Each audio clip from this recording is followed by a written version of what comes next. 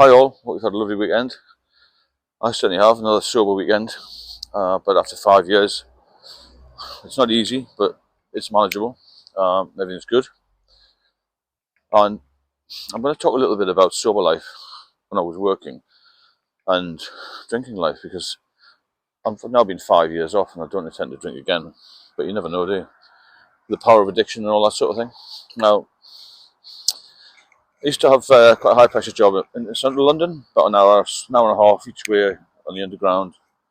Long days. But everyone's got a stressful job nowadays, haven't they? All say they have. There's no excuse to drink. However, getting back to the subject, I work shifts. After every shift, I'll have a drink. So finish nights 6:30. Get home by 8 o'clock. And have a couple of drinks to get me to sleep, basically, but to help me sleep better during the day. Same on late. Get home midnight, have a few drinks. Get up the next day, go to work. As we all do, we'll go to work, don't we?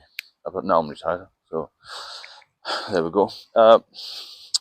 Early turn, same, go for a few drinks, and maybe go to bed a bit earlier, so you had to get up about 4 o'clock to get there. Then to work for 6ish. So during my time in central London, I did have a few days off the drink, and I used to think, God, I feel so good. Take a little box of salad in or something, and maybe go to the gym we used to use, and especially on nights, because it's a good time to stop drinking for a few days. But when we finish nights, I used to think, I hadn't had a drink for 7 days. I thought I'm going to reward myself with a really good night out. But it was a Monday night, it was not running people out. Pretty quiet in the pubs, but I was there. And I used to get, not hammered, but I used to have a good drink on Monday. Do the same on the Tuesday. The working shift tires you out anyway. You're back to work Wednesday. And then I'd start again, late, early, and all this sort of thing. And always have a drink after the shift. So it was back to square one, really, wasn't it?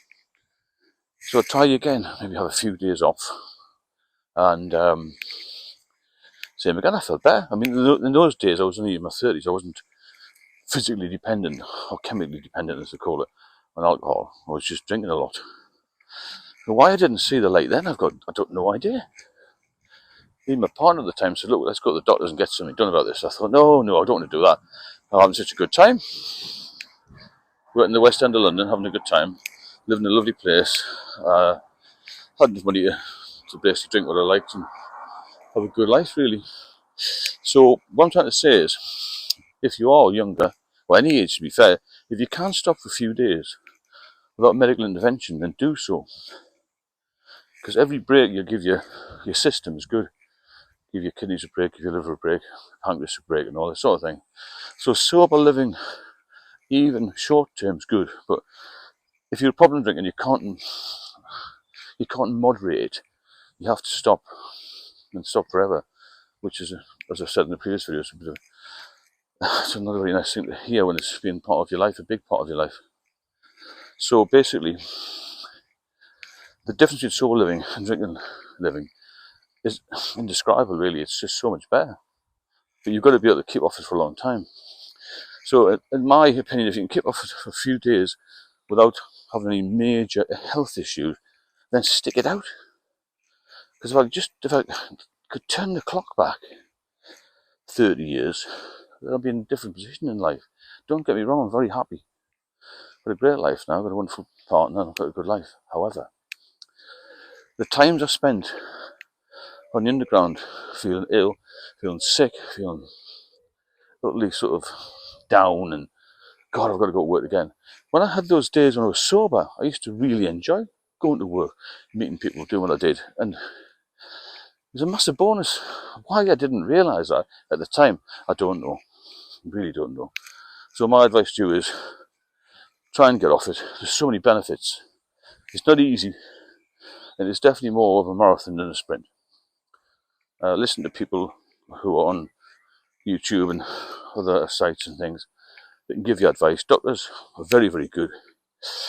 But unless they've been in the same position themselves, they're doing what they're told, aren't they? They're going to give you the medication that they've been taught to give you.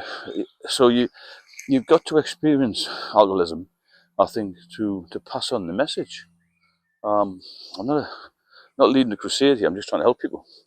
I'm trying to help people to live, because deaths from alcohol abuse are on the increase.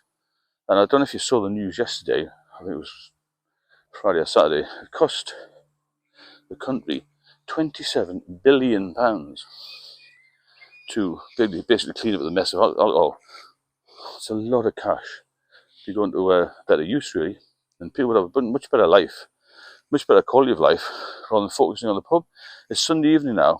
A lot of people have what we used to call the fear, and I didn't work 9 to 5, but because they're thinking, God, I've got such a bad head after Saturday night. They probably had a few at lunchtime Sunday, and they've got to go to work tomorrow.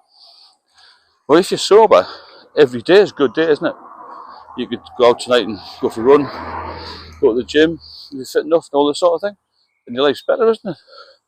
The Sunday night sort of depression sets in, doesn't it? Oh, I'm ready for work again.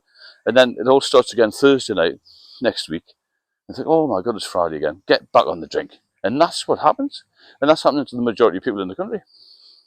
However, I shall leave you for now. If you like the channel, please subscribe. And I'll speak to you all soon.